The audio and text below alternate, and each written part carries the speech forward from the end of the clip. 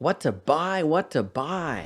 If you are getting into this masterclass as a new bass player, then it can be easy to let your wallet run away with you, feeling like you need to buy all the new things to go with your new hobby. So in this lesson, I'm going to break down the gear you need into 3 different tiers. First being critical, the next being optional, and the last being really the icing on the cake. Let's get started. Okay. The things you just can't live without are a bass, an amp, and a cable. Obviously, these are required, but you should probably have a stand and a tuner as well. We pretty much covered bass amps in our previous lessons. Cables, pretty simple. Just get whatever length you need. Don't buy more than you need because every 10 feet of cable drops your input level by about 1 decibel. Not critical, but not great. Plus, you don't want to have to coil up any more cable than you need to. Some cables have right angles at the end instead of being just straight, which is really nice if it fits your setup or if it fits your bass. Anyways, they're available if you want to consider them.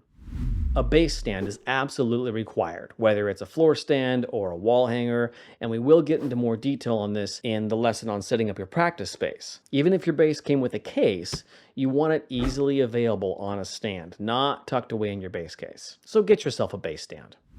And you absolutely need a tuner. But the good news is you absolutely don't need to buy one. If you have a smartphone or even if you have an internet connection, which of course you do, I think, tuners are free. The tuners I get on my phone are actually far more accurate typically than the ones I pay money for.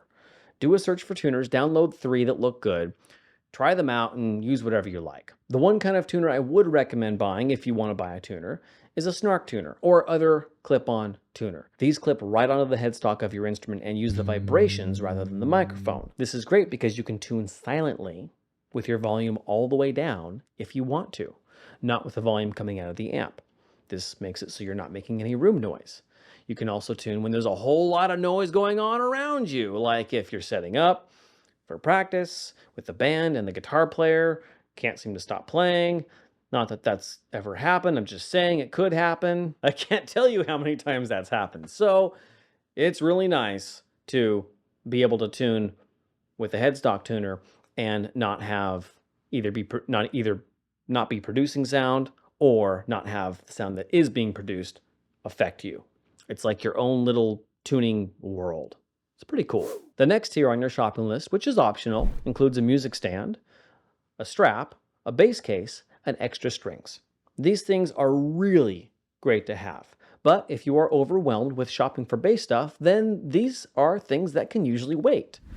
If you aren't reading music on a screen, if you are printing it out on paper, then I highly recommend having a music stand. I've seen students try to go without music stands, and there's usually not really a very good alternative.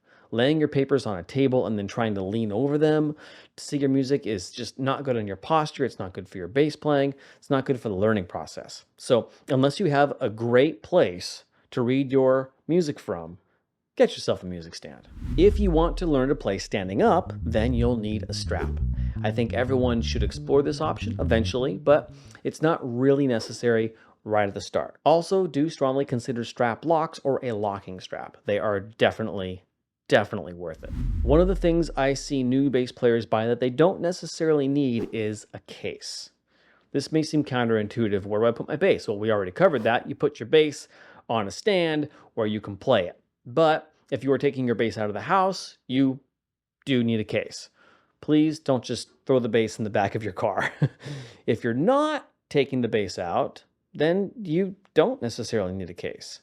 It's pretty much that simple. If you're gigging or touring, it's nice to have a hard case, but otherwise, a robust, soft case usually works just fine. Hard cases are heavy and bulky, so I don't recommend them unless you really feel like you need the extra protection for your instrument.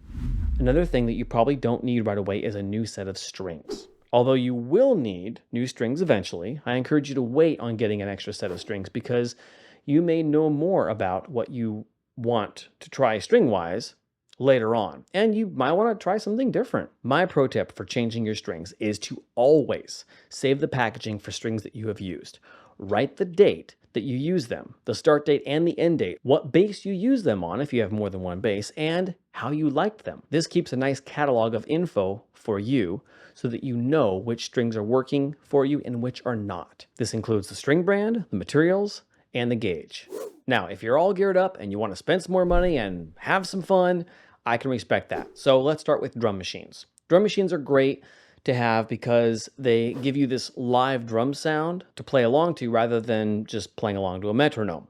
You should have a metronome, by the way, but they're free on your phone, so I didn't really cover that one. There are also many pedals you can buy to have fun with, but honestly, if you're just starting out, these tend to be more of a distraction than anything else. The one pedal I'm always plugged into is my DI box because I love the way it makes my bass sound. But honestly, I only bought that for gigging, for playing out. So it's really not necessary unless you just want to have some more toys around. Nothing wrong with that.